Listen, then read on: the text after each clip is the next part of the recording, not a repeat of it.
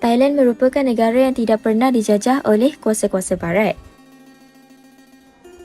Hal ini kerana perjanjian-perjanjian yang telah dipersetujui antara Siam dengan kuasa barat. Antaranya adalah Perjanjian Berne. Perjanjian Berne adalah sebuah perjanjian yang ditandatangani bagi menjaga kepentingan British dan Siam. Kepentingan yang dinikmati dalam perjanjian ini adalah dapat mengekalkan keselamatan dan perdagangan. Perjanjian ini mula ditandatangani pada 20 Jun 1826. Perjanjian ini dipersetujui oleh Kapten Henry Berne dan Raja Nangklau atau dikenali dengan Raja Rama III. Persetujuan ini terbentuk apabila Kapten Henry Berne ke Bangkok pada tahun 1825. British juga memberi jaminan kepada Siam yang mana mereka tiada niat buruk terhadap Siam. Seterusnya adalah Perjanjian Boring 1855. Perjanjian ini menunjukkan titik peralihan daripada Siam tradisional kepada Siam moden. Perjanjian ini ditandatangani pada tahun 1855 oleh Governor Hong Kong iaitu Sir John Boring, iaitu utusan yang dihantar oleh Permaisuri Victoria dan Raja Mongkut bagi pihak kerajaan Siam. Perjanjian mula mendapat persetujuan apabila Siam mula mendapat pendedahan serta pengaruh barat melalui pendidikan.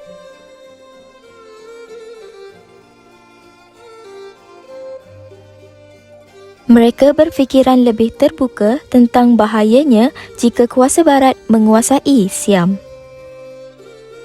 Lebih-lebih lagi, Raja Mongkut baru menaiki takhta dan pada masa yang sama, kuasa barat giat meluaskan kuasa. Oleh itu, Raja Mongkut menjalankan dasar tolak ansur dengan British yang mana telah membawa kepada transformasi Siam menjadi sebuah negara bangsa moden. Perjanjian Berne 1826 telah termeterai di Bangkok, Thailand. Kapten Henry Berne telah dihantar ke Siam untuk mengadakan rundingan bersama-sama Siam. Perjanjian ini juga dikenali sebagai Perjanjian Bangkok. Faktor pertama adalah berhubung mengenai taraf dan kedudukan negara-negara di utara Tanah Melayu, seperti Kedah, Perak, Kelantan dan Terengganu. Faktor seterusnya adalah untuk mengadakan hubungan diplomatik dan perniagaan dengan kerajaan Siam. Ini berkait rapat dengan keselamatan Empire British. Faktor terakhir adalah disebabkan oleh kegagalan Sir John Crawford untuk mengadakan hubungan diplomatik bersama Siam sebelum ini. Beliau menegaskan agar Siam mengembalikan Kedah kepada sultannya. Namun pihak Siam mencurigai kedatangannya ke Siam. Namun rundingan John Crawford tidak dipersetujui oleh Siam. Oleh itu mereka mengutuskan Kapten Henry Berne untuk meneruskan hasrat mereka. Syarat pertama adalah British mengakui kuasa Siam di Kedah, Kelantan dan Terengganu. Syarat kedua ialah pihak British berjanji tidak akan mengganggu, menyerang atau mengacau Kelantan dan Terengganu dengan apa jua alasan. Syarat ketiga ialah Siam mengiktiraf kemerdekaan Perak dan Selangor. Sultan Perak dibenarkan menghantar ufti bunga emas dan perak ke Siam jika rajanya ingin berbuat demikian. Syarat keempat ialah British mengakui Kedah sebagai kawasan kekuasaan Siam dan berjanji akan menghalang bekas Sultan Kedah dan pengikutnya menyerang Kedah atau seberang perai. Syarat kelima ialah Siam mengakui pemajakan Inggeris ke atas Pulau Pinang dan seberang perai. Syarat keenam ialah cukai import-ekspor yang kadarnya ditetapkan 1,700 baht untuk setiap ukuran bendul kapal. Syarat ketujuh ialah Siam tidak campur tangan dalam kegiatan perniagaan British di negeri-negeri Melayu bawah Siam. Syarat ke-8 ialah Siam menghapuskan syarat melarang ekspor beras pada waktu aman dan damai.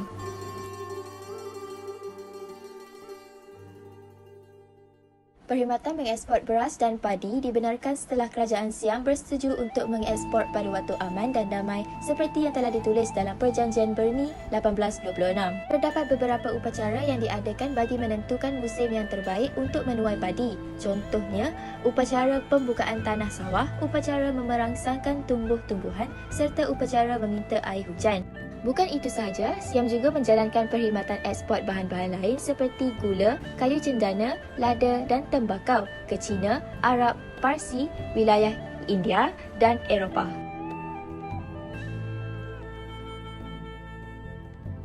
Perjanjian Berni juga telah memberikan kesan penting terhadap suasana politik di rantau Asia Tenggara.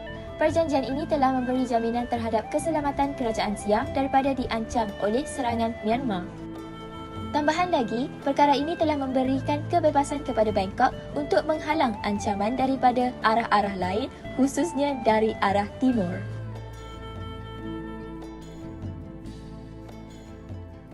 Kemaraan Kerajaan Siam tidak lagi dibolehkan, malahan disekat sepenuhnya untuk masuk ke negeri Perak.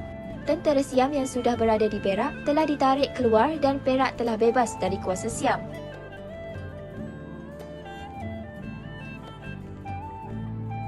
Dengan wujudnya Perjanjian Berni telah memberikan galakan kepada negara-negara barat lain untuk berniaga serta mengadakan hubungan diplomatik dengan Siam.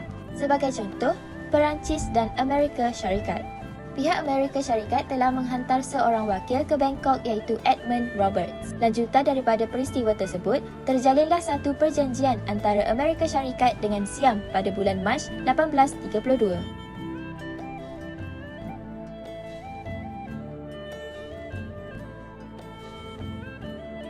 Faktor termeterainya Perjanjian Boring 1855 yang paling utama ialah bagi memansuhkan cukai-cukai khas yang dikenakan kepada pertanian seperti ladang gula, tembakau serta barangan keperluan utama pertanian. Hal ini telah menyebabkan sektor pertanian menjadi terbengkalai kerana prosedurnya amat menyusahkan kepada para pengusaha ladang dan petani. Hasrat utama perjanjian ialah untuk membentukkan hanya satu sahaja peruntukan cukai yang dikenakan dalam sektor pertanian bagi memudahkan urusan para peladang. Faktor Perjanjian Boring ialah bagi memberi perlindungan terhadap negara Thailand rentetan daripada keputusan berani yang dibuat pada tahun-tahun sebelumnya. Pentadbiran di Bangkok pada tahun 1803 yang telah menghapuskan hak Governor wilayah.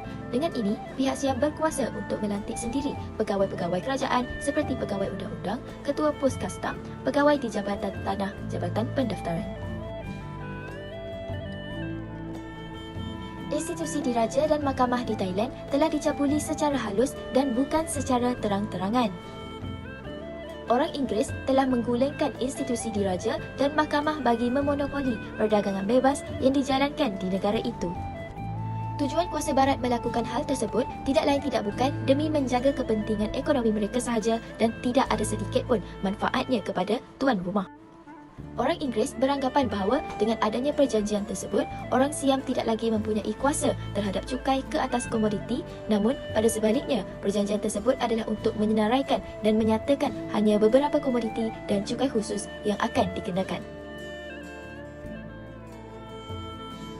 Yang pertama, Kerajaan Siam perlulah menjalankan sistem perniagaan dan ekonomi yang berlandaskan kepada prinsip laissez-faire atau perniagaan bebas.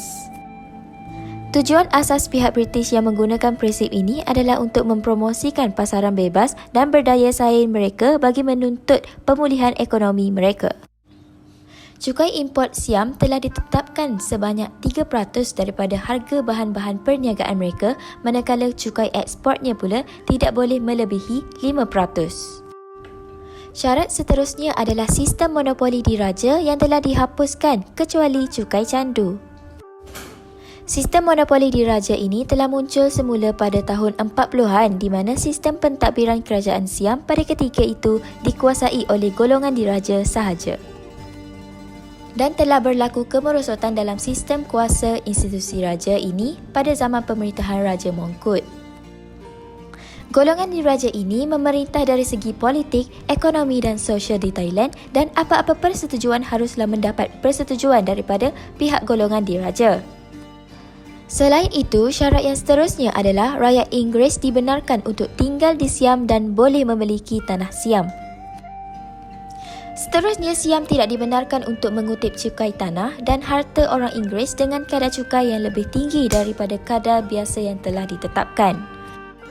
Kerajaan Siam harus memberikan hak wilayah asingan kepada kerajaan British.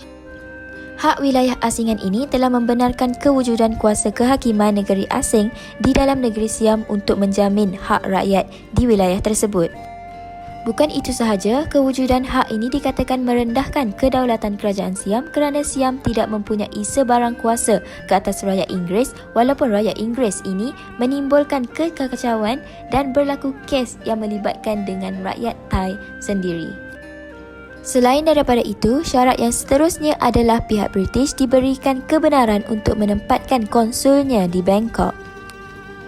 Bukan itu sahaja, pedagang-pedagang British juga dibenarkan untuk membawa masuk candu, akan tetapi ia tertakluk kepada beberapa syarat tertentu.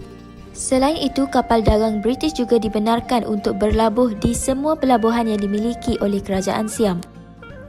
Akhir sekali, mubalik-mubalik Kristian juga dibenarkan untuk menyebarkan agama Kristian di Siam.